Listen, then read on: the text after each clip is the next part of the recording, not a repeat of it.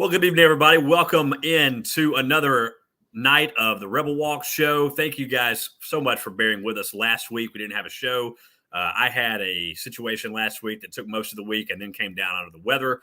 Then Nick was under the weather a little bit earlier this week as well. So it's been that time of the year where the allergies are just getting everybody and it's going around. So we appreciate your patience with us not having a show last week prior to the Kentucky game or after the Kentucky game. But we're going to recap the Kentucky game real quick before we jump into Vandy.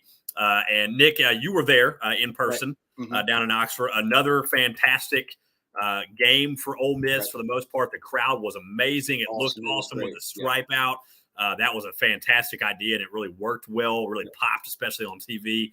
And the Rebels rose to the occasion. That was the loudest I've heard the vault for an entire game in quite some time. The last time I can really remember hearing it super loud like that for the entire game was like, 2014 Alabama is a good example. I mean, last year against Arkansas was pretty loud, but this was all the way through. Top 10 team in town. Just a fantastic showing. Really liked seeing that. How was it being there in person?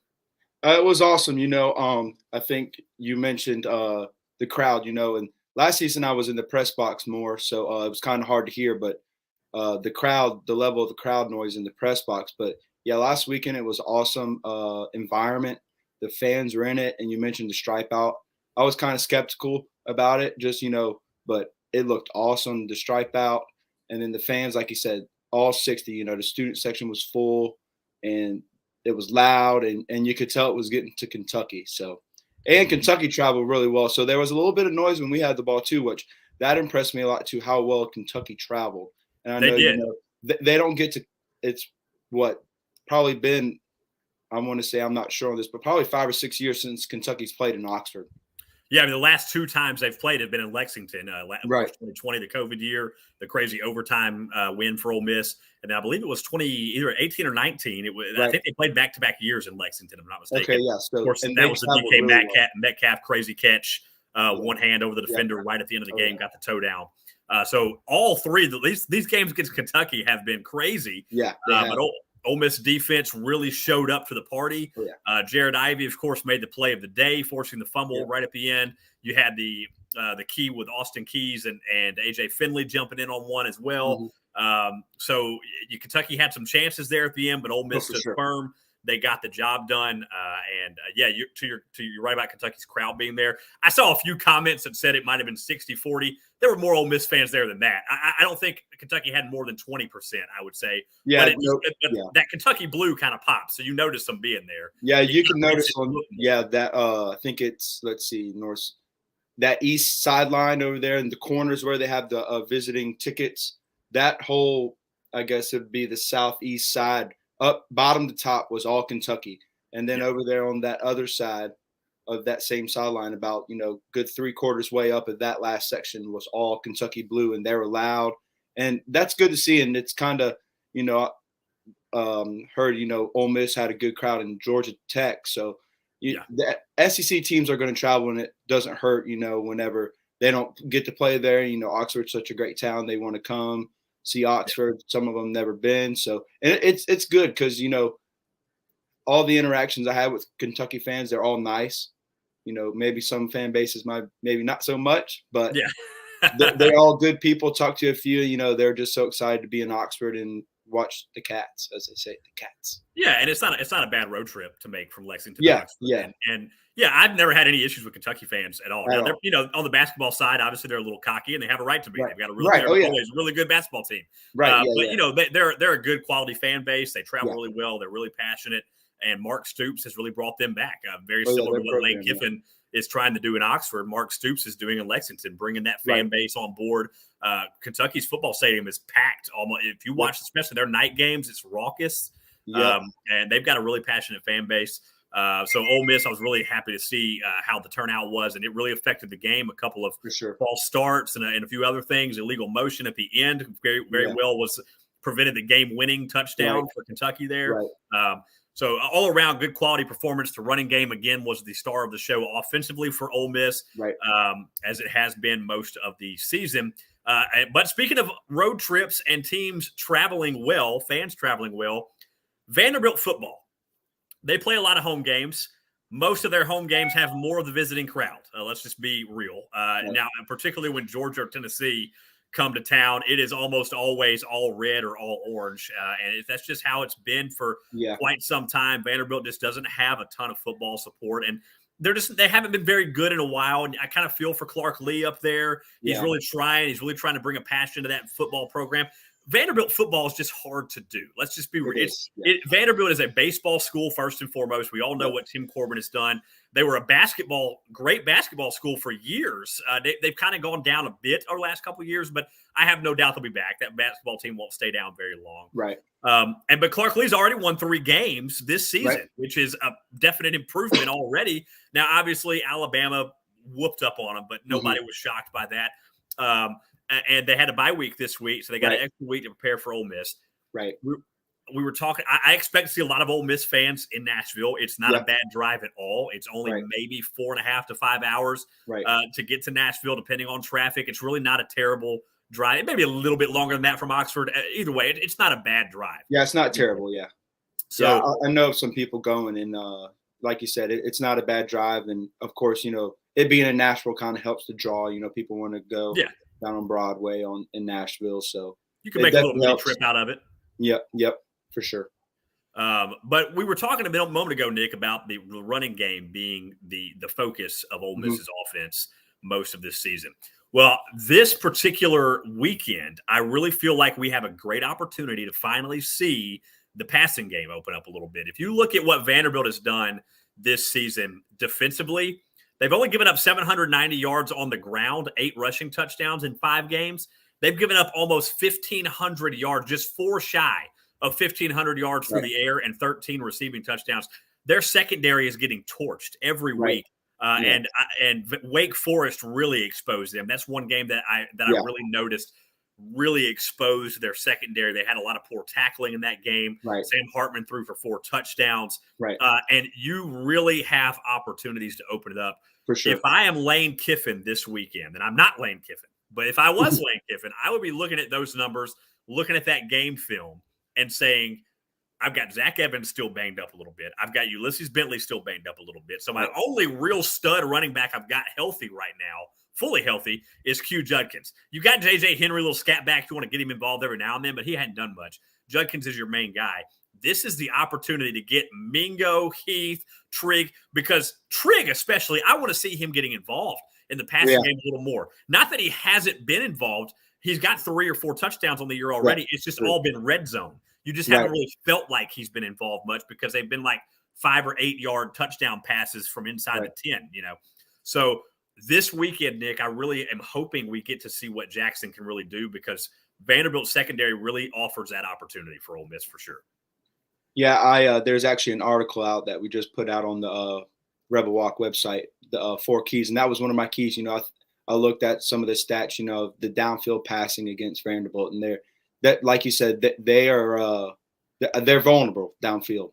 I looked at the Wake Forest, looked at some Alabama too, and both of those teams were kind of be at 20 yards plus, were able to push the ball down the field, and that's kind of I think that's kind of when you look at Jackson Dart, he's got that big play ability, but he's so young, it kind of hasn't really come out, maybe some ill-advised throws here and there, but I think that's whenever you see him, be able to get outside the pocket and be able to just chunk it up. So like you said, one of those big guys, Heath, Trigg, Mingo, and then those guys, if, they, like you mentioned, the missed tackles too. They've missed some tackles this season, get some yards after the catch. Those guys can, I think they'll have a big breakout game.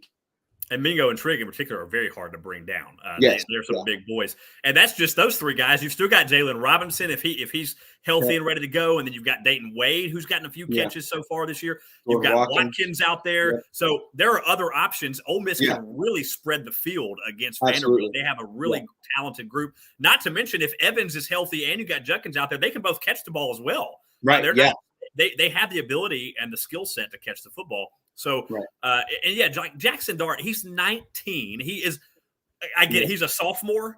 He is a true freshman when it comes to game experience. He did not play much at USC.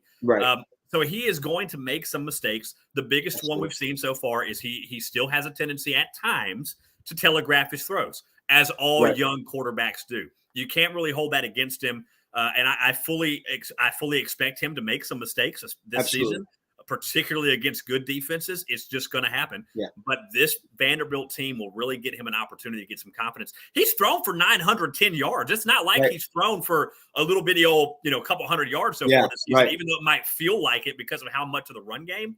He's thrown for almost 1,000 yards and 5 touchdowns. Yeah, he's got 3 interceptions, but a couple of those interceptions were just because he forced a ball at the end of the second half twice. Yeah. That he shouldn't have thrown. And you were mentioning both of those, or at the end of the first half. I'm sorry, I said second half. At the end of the first half twice, he forced them and he telegraphed them. Both of them. Yeah, Georgia Tech and Kentucky. And I remember at last week's game. I'm sorry.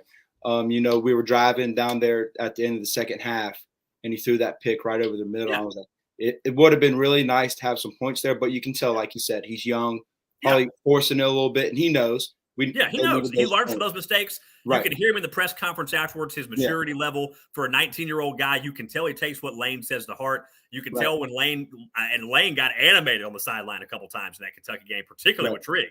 But after that false start penalty that cost him a fourth down attempt early in the game. But these guys take that stuff to heart, and they're young. They're over 40% of the roster is new.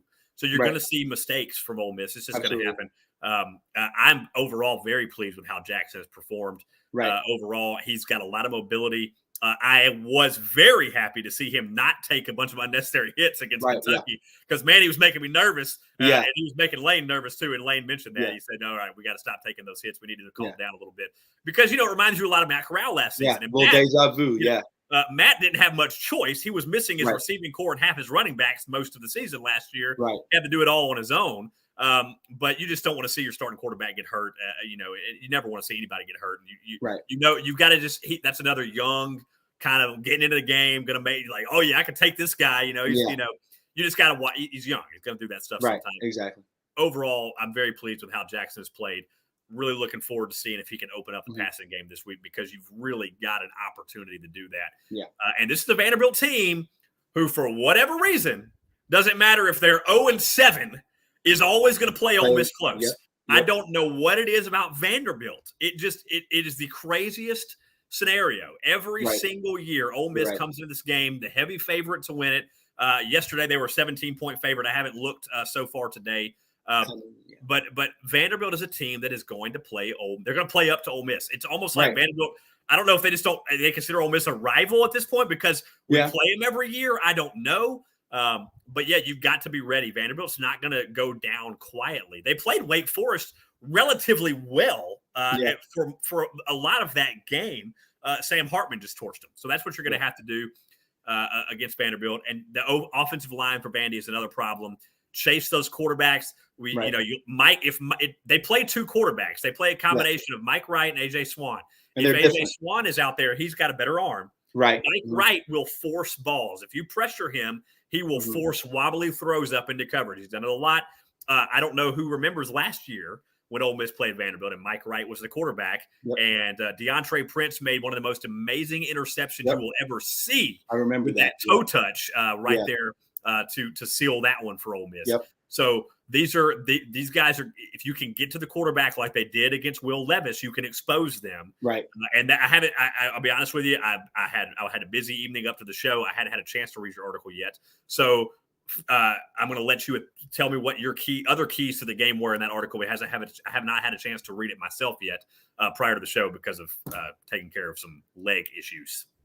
All right. Yeah. So I mentioned the passing game. And then what I noticed a lot that Vanderbilt does, they probably go hand in hand, is they run outside a lot. And it's probably hand in hand with their play action game. They play action a lot. And so I think, if we can get defenders, we only play a 3-man front.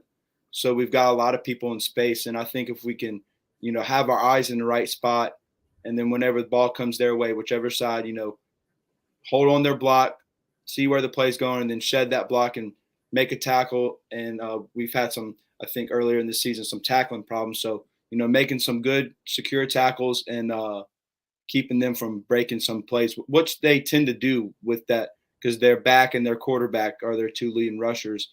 And if you let that quarterback run on you, he will run on you. I think he averages like 8 yards a carry. And for a quarterback, that's pretty good, whether it's a scramble or design run. But yeah, and you mentioned, they always play us well. And I think, you look at the stats and, their defense is the worst in the SEC, points per game and yards per game. But they're SEC athletes. They're D1 SEC athletes. And if you give them a little hole to squeeze through, they're going to do their damnedest to get through that. They're not out here. They want to win too. So, they're going to play us tough. And like you mentioned earlier, they've had two full weeks to prepare for us. And yes. they got punched in the face by Alabama. Oh, they're mad. There's no question. Mad. Yeah. They want an avenged win for that. Right, absolutely. Alabama handled them, no doubt. I'm going to get back to what you said momentarily. Going to take a quick break to tell you about our two sponsors that you see there at the bottom of your screen. First one, you guys are really going to love this because we talk about Dead Soxy every show. DeadSoxy.com. You can always use the code RebelWalk for 25% off site-wide. You guys know them. You love them. You love their socks. They have all the Ole Miss football socks going on during football season.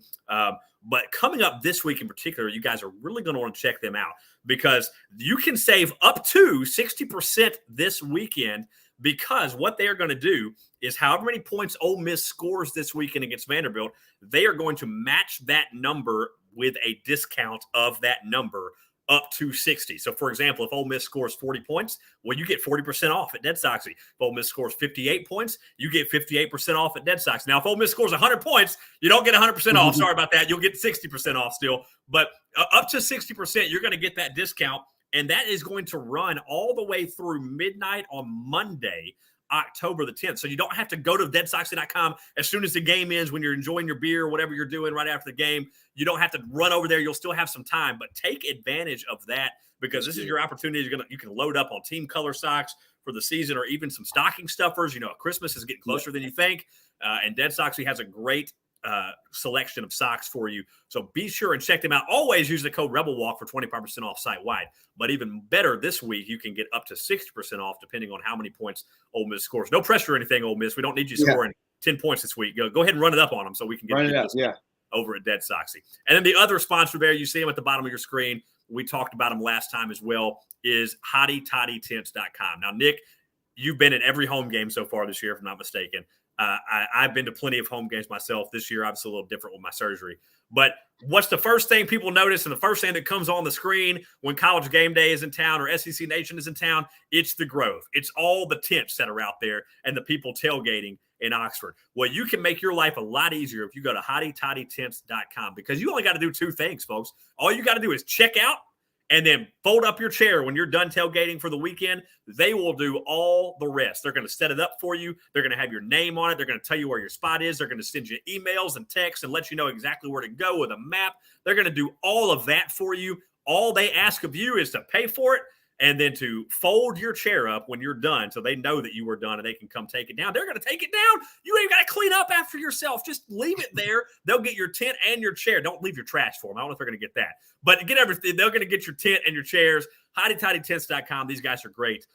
Selection goes fast on these big games, though, so be sure you check them out quick because Auburn's coming to town next weekend, and that's always a big game for Ole Miss. So be sure and check them out, HottyToddyTents.com. And, again, DeadSoxy.com on the other side. To your point, Nick, what you were talking about there with your keys to the game, particularly with the running game and the tackling is what really stood out to me about what you said. Because Kentucky is not even in the game last weekend without Berrien Brown. And the reason Berrien Brown got them in the game last weekend is because Ole Miss gave up a huge kick return and a huge pass play right at the end of the game because they missed tackles and they didn't get the quarterback down in the backfield multiple times when they had opportunities. It's going to happen. No defense is perfect. You're never going to be a perfect defense. It just doesn't happen. But the missed tackling, the tackling finesse has been an issue at times for Ole Miss defense. That's really the one thing you can point at for the Ole Miss defense that's been the deciding factor in keeping some of these games close. Tulsa and Kentucky in particular, who have quarterbacks and agile running backs who can all take off and do a lot of damage, is you got to be able to tackle them, and you've got to take advantage when you get to them in the backfield, and you cannot let them escape that initial tackle and then go 30 or 40 yards downfield. So I thought that was your biggest point that you made was the tackling, because if you're Mike Wright especially is the runner. AJ is going to be the thrower more so. Yeah. But if Mike Wright is in there, and they will probably play them both. I don't think this is going. Yeah. I don't think this is going to be a game where you just see one or the other. But tackling is going to be a huge key to keeping Vanderbilt out of this game, because quite frankly, it's all second half. Ole Miss hasn't scored at all, pretty much in the second half all season long. And the woes continued a little bit last week in the second half as well. So if you're not going to score points, you're going to have to be able to play defense, and that's what did it last week. The defense stepped up. And the other thing, and I know this wasn't a key to the game because we're not talking about next week, we're talking about this week, but Auburn is coming to town next week. This is a huge potential for a trap game. Absolutely massive, because Auburn has won 6 consecutive games against Ole Miss, and Ole Miss has found ways to lose to Auburn that are infuriating, kind of like my Cardinals did to the Phillies today. But all that aside, Ole Miss has had so many opportunities to beat Auburn, and they've had that game circled. And so Vanderbilt kind of sitting here in between. You're coming off of that emotional win over Kentucky. You've got that high, and then you got Auburn next week, who everybody's talking about how bad Auburn is. And it's going to be real easy to look ahead to Auburn and see how poorly they've played and be like, oh, all right, yeah, we got these next two.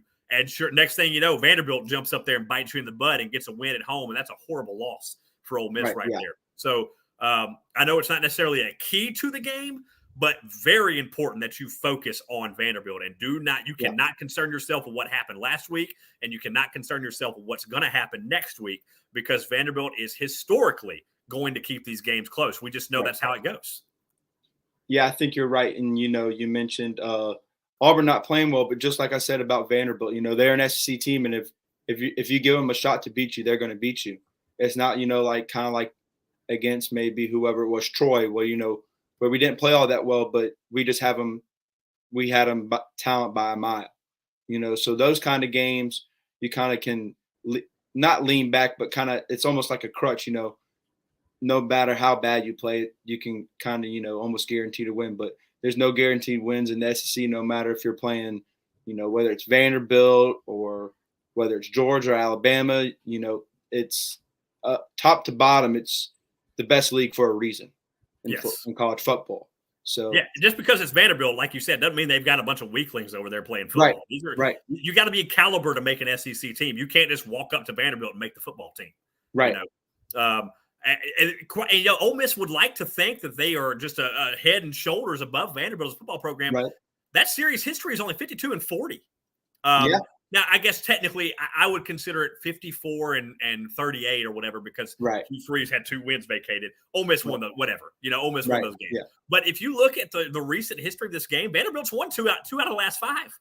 They don't just go away. Last year, Ole Miss had arguably the most generational quarterback since Eli Manning and only won the game 31-17. That was a team that was immensely more talented on paper than Vanderbilt. Then you look at, in 2018, Vanderbilt won 36-29. In 2016, Vanderbilt won 38-17. And if you look down the list, they are close games.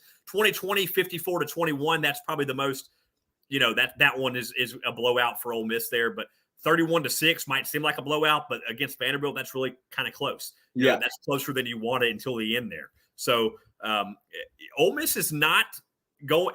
They don't tend to run away from Vanderbilt for whatever reason. We don't ever have a comfortable afternoon watching Ole Miss and Vanderbilt football. So hopefully, last year I made the mistake of saying I feel pretty comfortable about Vanderbilt this year. And then what does Vanderbilt do? They mess around and keep it close again. So I would like to say that I'm comfortable with it this year because of who Ole Miss has in the running back room in particular, and the way that their defense is played. Vanderbilt just makes you nervous. They just really make you nervous. I don't know what it is. But I fully expect Ole Miss to win. But it's hard to make a prediction for a game like this. It really is. It really is, yeah. Because, and we've said it again, I think third time we mentioned it, they've had 2 weeks. They're rested. We have 2 running backs for sure banged up, and Lane Kiffin mentioned that maybe Judkins was, maybe a little banged up because he's carrying the team. And I was thinking about this earlier, Judkins is just a freshman, and he leads the team in carries. And there's going to be at some point, maybe not later than sooner, but, they're going to have to, and I think, and you can tell me what you think, they might have to start, taking carries away from him, because you don't want to get all that tread on him, wear that tread down early, and, come year 3, dude's limping around, and I mean, because right now he's an Ole Miss Rebel, but he's going to have a pro career. There's no question. Oh, 100%. No doubt in my mind. And you kind of look at the longevity of his career, and you kind of saw it, with Snoop Connor, who Juckins kind of reminds me of. Is Connor, kind of downhill, maybe a little bit more shifty, but Snoop didn't have a lot of wear and tear on him coming out of Ole Miss, just because of how Lane Kiffin kind of allocates his carries to his running backs. Keeps him fresh. But you could have seen Snoop Connor throughout his career at Ole Miss had he been outright the best back. Getting 30 carries a game, but that wasn't the case. He was probably career high was maybe not even 20. So and I think that's one thing to watch on Juckins. I love it. He's runs hard, but he's carrying the load right now. And coming into the season, a lot of people thought Evans would be the lead guy, and you'd have more of Bentley and then sprinkle in Juckins. But right now it's flipped almost. Well, and part of that is probably because he's a freshman, and right. even though Lane Kiffin saw his potential, he probably didn't expect Judkins to come in and look this good. I mean, nobody expected Judkins to be the guy. It was all about Zach Evans and Ulysses Bentley, the 2 transfers that were coming in. Right. Now, but another thing, to your point, yeah, you're right about the carries. Judkins has 85 carries so far this season. Zach Evans has 68.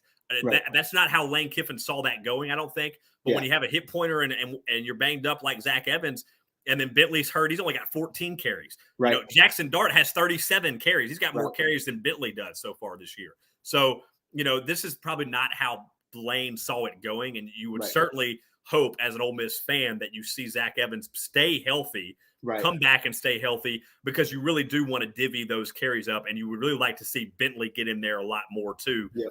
Because you've got 3 guys. If you can keep that running back healthy, you're going to need them here really soon. Because you've got your Auburns and your Texas A&Ms and your Alabamas and your Mississippi States and your LSUs and your Arkansas. I mean, it's a brutal schedule. It is not getting any easier for Ole Miss to facing these defenses from here. So I really do agree with you. I would like to see less carries for him, but right now I know that's really Lane's only option.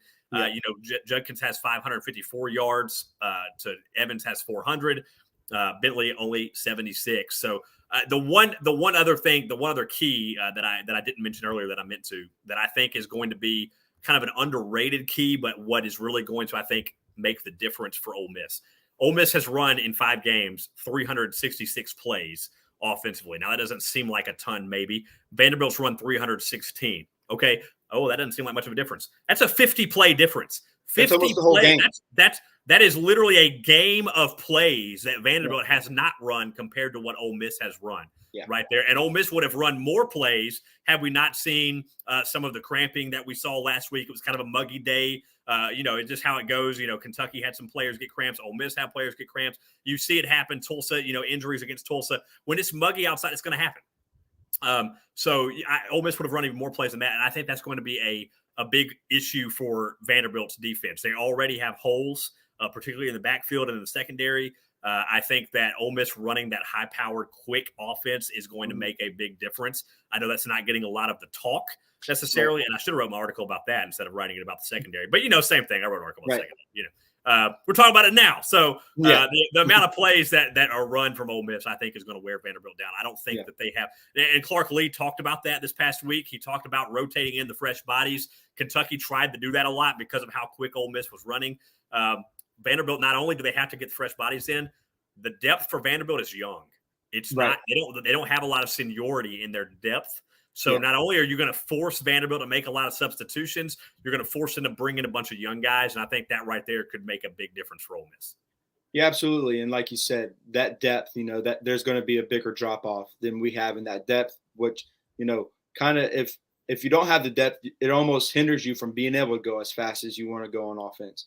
So having that depth, whether you're subbing or not, it's hard to sub when you're going fast like that. But, drive in, drive out, and you saw it against Kentucky. I don't know if you heard it. I'm sure you watched the presser after the game. After that guy cramped after that big play, Kentucky had a freshman in I think it was one of the guards. And they told the defensive line, "Hey, he's young. Go after him." Yeah, that's Go, exactly, and that's what Jared Ivey did. Yeah, Little details like that make all the difference. Yeah, and won the game for us. So yeah, so that I like that key. Going fast, and I think you can only go as fast as you can let yourself go. If they're not hitting the big play, or if they're not catching passes or getting dropped for losses, it's hard to kind of put yourself in that bad position. So yeah, if they can do what they should against Vanderbilt, I can see them putting up hopefully at least 50 points. Yes, and I'm really hoping for an offensive explosion, and I'm really hoping for an offensive explosion in the second half, in particular for Ole Miss. Yeah. I want to see a lot of second half points this week. That's a big thing. Yeah. That is another key to the game right there. We can just keep coming up with keys to the game. Score in the second half. If you score in the second half, you're going to be in good shape. Yeah. You don't want every game to have to come down to your defense making stops when you're up by 3 or whatever. But that's just how it goes sometimes. SEC football is no joke. It is not there's nothing is given. I know it sounds like coach speak, and every coach will say there's nothing easy. People were making fun of Kirby Smart last week because he said there's nothing easy after Georgia barely beat Missouri, but it's true. You go on the road, Missouri's ready. They're at home. It's a big game. They're playing up to them. It's still an SEC team. Missouri might not be a good team, but they're not going to go down without a fight. And that's how it goes. I mean, so a lot of hard fought wins if you're going to win in the SEC. That's just how it goes. Right. All right, Nick. Well, what was if you had to make a prediction for this one? It's Vanderbilt. It's really hard to do, but if you had to make a prediction, what would you say is going to be the result this weekend? I'm going to say 48-13. 48-13. I like it. Offense gets back on track. I was debating if I was going to go 42 or 49. So since you went 48, I'll go 42, just so we're not right there next to each other. Mm-hmm. I'll go 42, and I'll say Vanderbilt gets. I mean, Kentucky only got 19, man, and so it makes you a little hopeful. But I'm gonna say 42 to. I'm gonna say 16. I'll go 42-16. Okay. Vandy gets one more field goal at the end or something. Gotcha. I don't know. 42-16. That's going to be the final. Ole Miss wins it to go 6-0 and get ready for Auburn. That game will be at 3:00 tomorrow afternoon.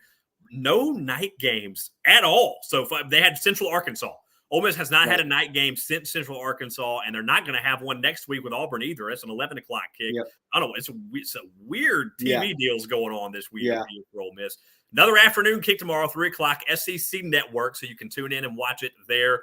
If you can't watch the game, we'll always have all the updates for you on Twitter and everything else. He is at Nick Filipich 11. I am at Austin on Air 1021. You can see him down there at the bottom. Of course, at the Rebel Walk for all of your football and everything else Ole Miss related issues. Of course, you saw baseball. They released a revised schedule. A lot of sports stuff. Media days for basketball is coming out. So a lot of sports going on in the world of Ole Miss right now. A lot going on. It never sleeps. It's not just football, even though that's the biggest thing right now. There's a lot of other stuff going on, too. Baseball team is scrimmaging.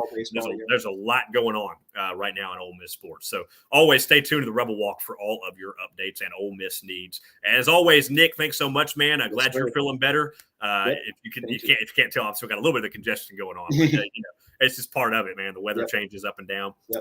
We will try, depending on how things go, if we will, as always, we will try to have a show for you at some point this weekend after Vanderbilt. It's always hard to know what people's schedules are going to look like, so y'all just bear with us on that. We will always try to have a preview show, barring anything weird like last week when we didn't have one. But we'll always try to have a preview show for you every week, and if we can, we'll do post-game as well.